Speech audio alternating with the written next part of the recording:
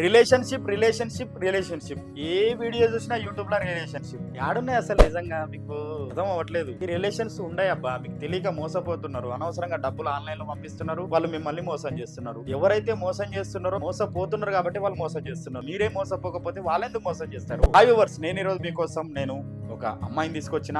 ఈ అమ్మాయి date of birth 19/8/1972. అమ్మాయి ఎత్తు 5'2" ఉంటారు. మరి ఎడ్యుకేషన్ మామూలుగా 10th క్లాస్ చదివిన ఆ కాలంలో.